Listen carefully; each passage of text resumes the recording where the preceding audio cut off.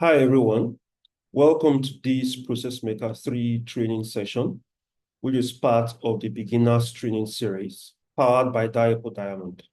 I am your host and trainer, Afe Araram.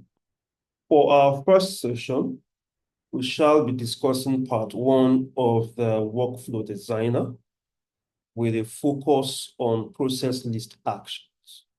At the end of this session, you should know more about the process list menu bar, as well as the process list actions and process list columns and what they are all about.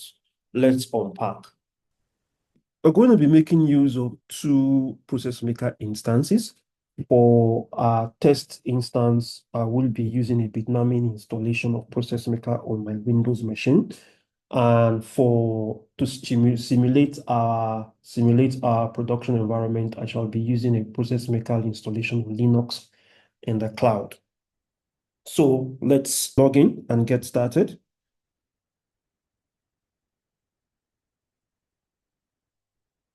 When you log into ProcessMaker, there are a couple of screens that you can get logged into. So for this case, this particular account, the admin account, logs into the designer window. It's quite possible that your own account log into the home window or admin. It depends on how your user account has been set up. Whenever you want to access the designer workflow window or the workflow designer window, you have to click on the designer menu option on the menu bar. Now, looking at the screen, you would see that below the menu bar, where we also have the ProcessMaker logo, this can be easily changed the logo of your company. We're going to see this later on in this series.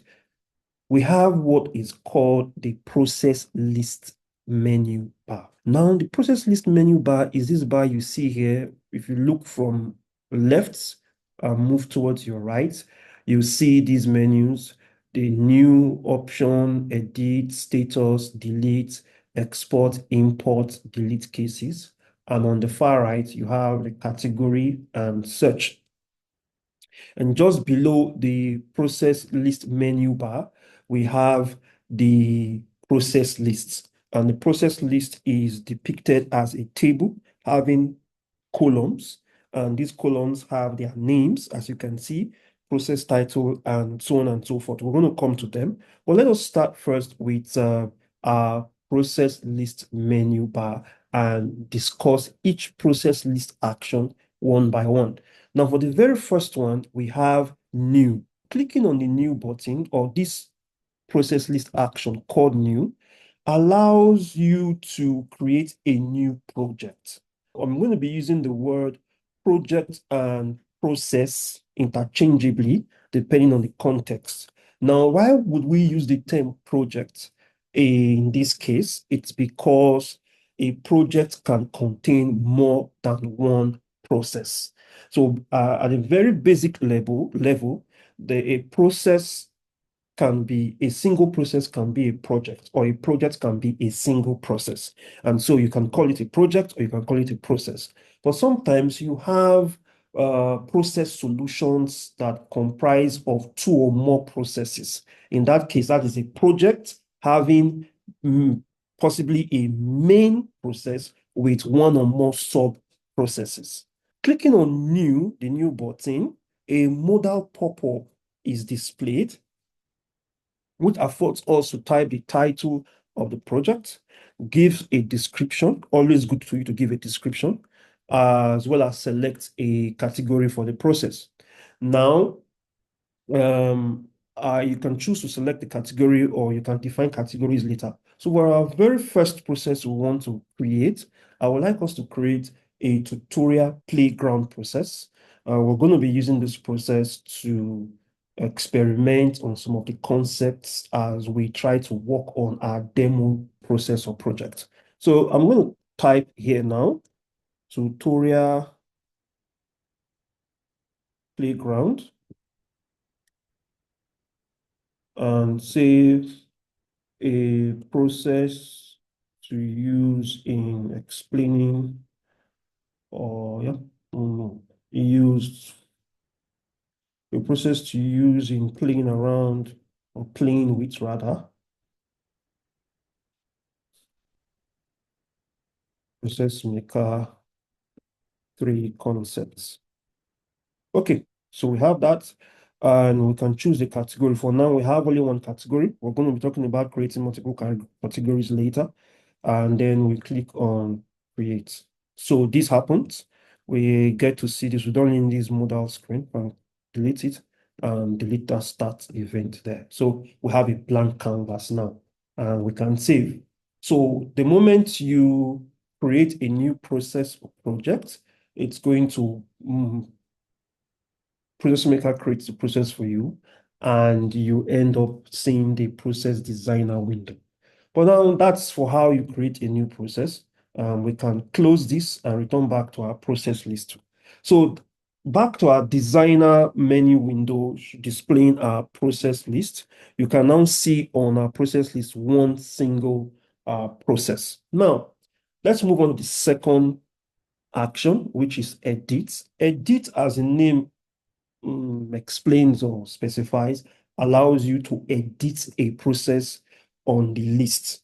So if there were 100 processes on our list, you would see them arranged from top to bottom, and possibly it could go beyond the first page, and you can have multiple pages showing, as you can see on the bottom here, multiple pages showing the processes on the list. If you need to edit any particular process, there are two ways you can go about it. The first one is to select the process by clicking on the checkbox, or by just even clicking on the process. One click selects the process, and you can click on edit. The moment you do that, it takes you back to the workflow designer window, where you can, if you see on this blue bar here to the name of the title of the process, tutorial playground.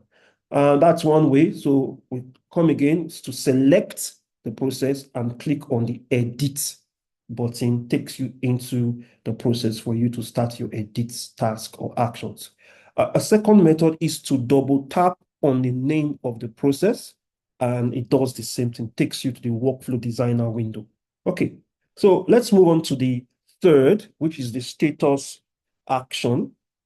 Now, this acts or behaves as a toggle button. Yeah, a toggle button. Now, when you select a process that is active, if you look at this process here, you see under the status column, it is active. When you select an active process, that status button now takes on the label deactivate. So once you deactivate a process, the process will no longer be available to users who have access to that instance. So they won't be able to raise cases on that process. Now, if I click on deactivate, if you look again on your process list on this particular process, you see that the status has become inactive.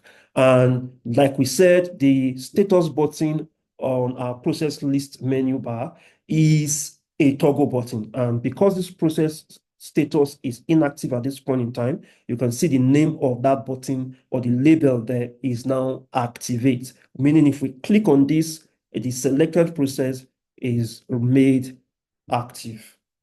Okay, the next action we need to look at is delete. As the name signifies, if you select the process and click on delete, it's going to ask you to confirm if you actually want to delete the selected process. And if you click on yes, the process will be deleted from your instance. Now, if your process already has cases, you won't be able to delete the process outright, because there will be a number of cases that already exist. And so for you to be able to delete the process, you will first need to select the process and click on delete cases. And then you will be asked, are you sure you want to delete all the cases of the selected processes? It will also show you total number of cases. Where is that total number of cases coming from? If you go back to our process list, you go to the total cases column, you see it is 0, because we've not run any case at all for this process. And now a case can be in a couple of possible stages or phases. If a user starts a case and does not submit it, it remains in their draft folder. And if the moment a user submits a case from the initiation task, that case is now regarded as a case in flight.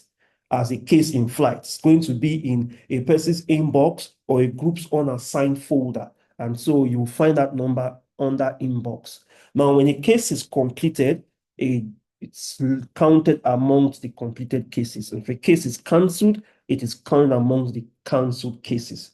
And so that's how you get the total number of cases. So for you to be able to delete a process that has cases, even if they are draft cases, you need first to delete the cases.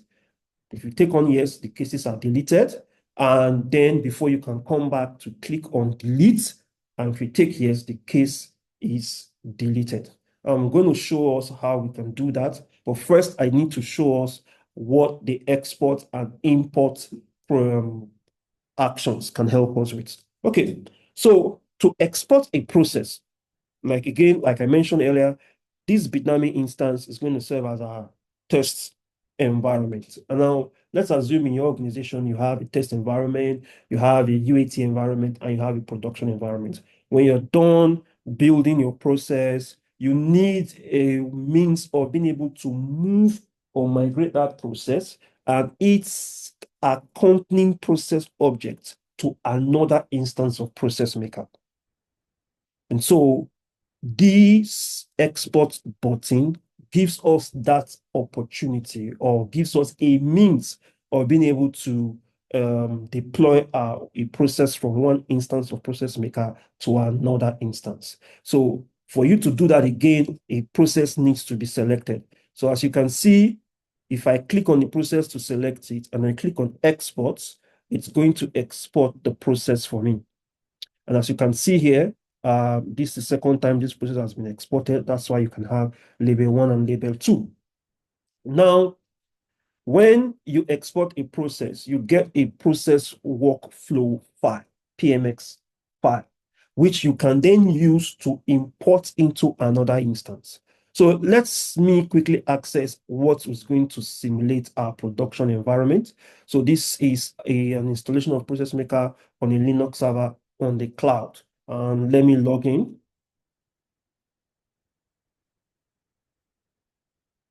So you can see this process list has only one process. Now, for me to import, if I click on import, the import process modal box comes out, and I'm meant to select the process file. So I can click on any one. If I click on the second one, number 2, which we just exported, and click on open and click on upload, it's going to ask me, do you wish to create a new UID for this process or keep imported process UID?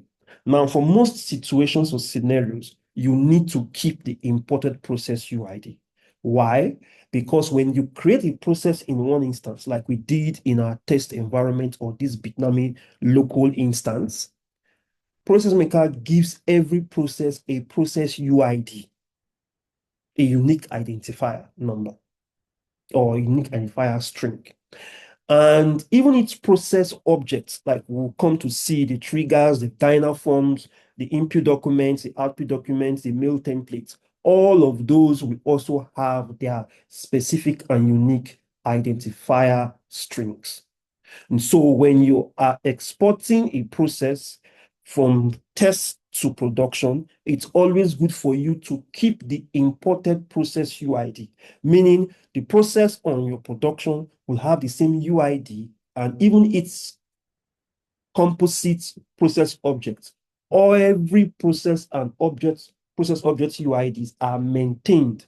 This allows you, when there's a change request, you go to modify the process on production, you export it again to your, you go to it to modify the process you have on test, excuse me, and you need to deploy again to production. The new version of the process will overwrite the one you have on production.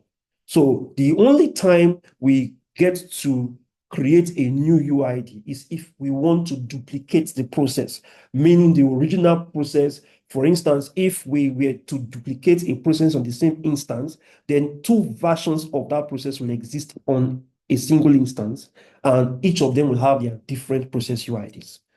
Okay, so if you click on save, it's going to import the process into the new instance. And when it's open to the process designer or workflow designer, you're going to see this. So we can also close this. And if you go back to the list, you see now we now have two processes on the list on our production environment. Okay, let me log out and let's go back to our test environment.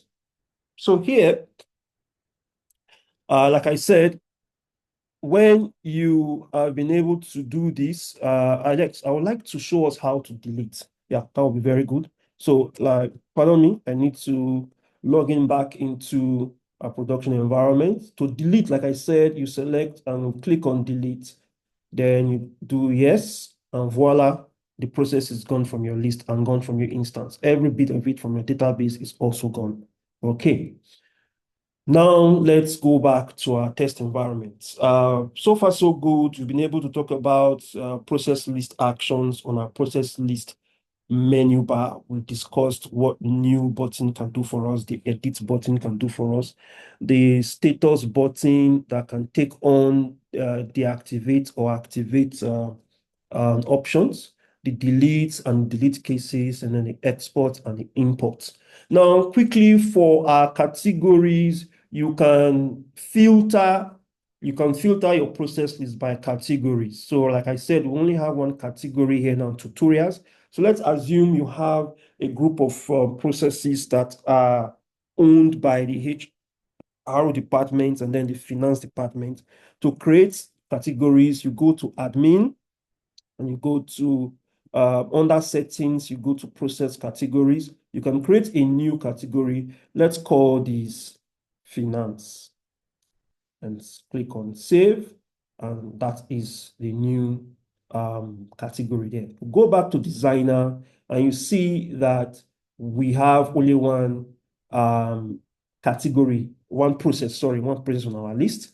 And if you click on tutorials here, only one process is shown. But when you click on finance, nothing is shown because so far so good. On our current list, we do not have a process under the category finance. So this drop down category drop down here on process list menu bar allows us to filter our processes or the processes on our process list by their categories. And we could also use this search field to search for what we want. So let's assume I type playground here and I click on search.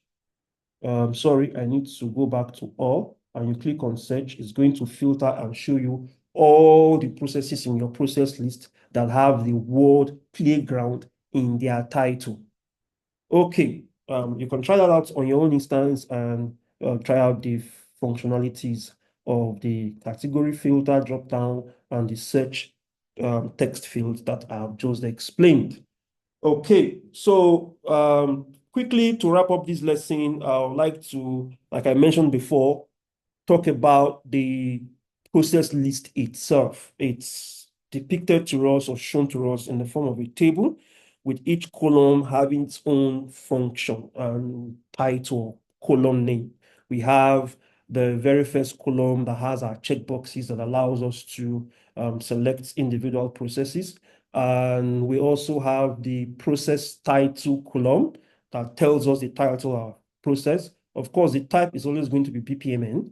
For our category, we see the category our process belongs to. Now, if I were to click on this plus button here, you see the description of the process comes out.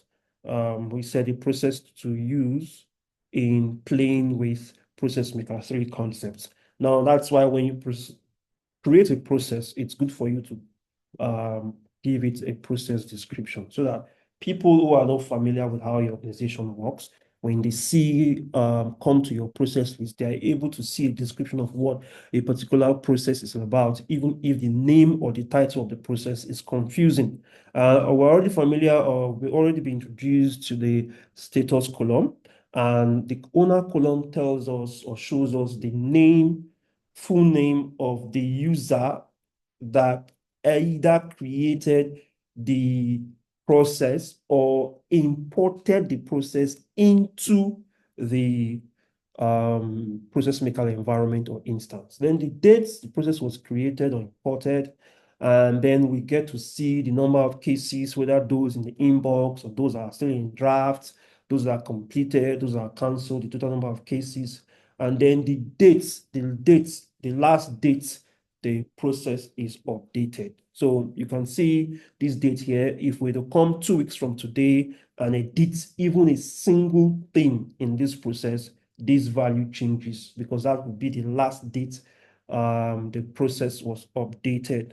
Now, the last column I want to speak about is the debug column. Now, debug is good for beginners in the sense that we may have issues with your design and you want to be able to track where the issue is by looking at how your variables change states or change values. No? Process maker development is a form of programming. There is no form of programming that does not involve the use of variables.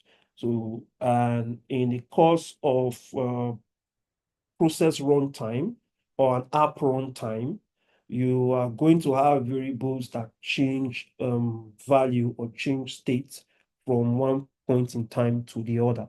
So you want to be able to track where an error is coming from. You want to be able to debug what the system variable called error. We're going to be introduced to that later. What happens. Sometimes it will be beneficial for you to use a debug mode. So you put a process into a debug mode or debug state, and when anyone is running a case on that process, there is a panel, a debug panel that appears on this right side of the screen, and then you will see the variables that are active at that particular point of the process, and you see their values as well. There are a couple of ways you could put a process into debug mode. One would be to right-click on the process, and there is a drop-down menu where you can also see your edit, your deactivate, delete, and export. But the one we are concerned with is the enable debug mode. Once you do that, this turns from off to on. We can also put it off by right-clicking and doing disable debug mode. Now, this is when you are outside of the process. You are on the process list. But what happens when you are within the process? You are working with the workflow designer window, and you need to set a process into debug mode, or you need to enable debug mode. That is quite easy. You need to, first of all, edit the process. Go into edit mode. You can right-click, which is a third way of you being able to edit a process. One is to select the process and click on edit. The other one, the second method is to double click. And the third method, as we can see, is to right click and take edit. So once you are in, this is what is called the process map canvas. So we right click on the white space and take edit process. This allows you to choose the process category, as you can see, as well enable debug mode. So once we do this and save and exit, so once we do that, you see that it's turned, debug mode is turned on. We can also decide to set it, to disable it. So far in this lesson, we've been able to cover the process list menu bar, process list actions on the menu bar, as well as the process list columns. See you in the next lesson.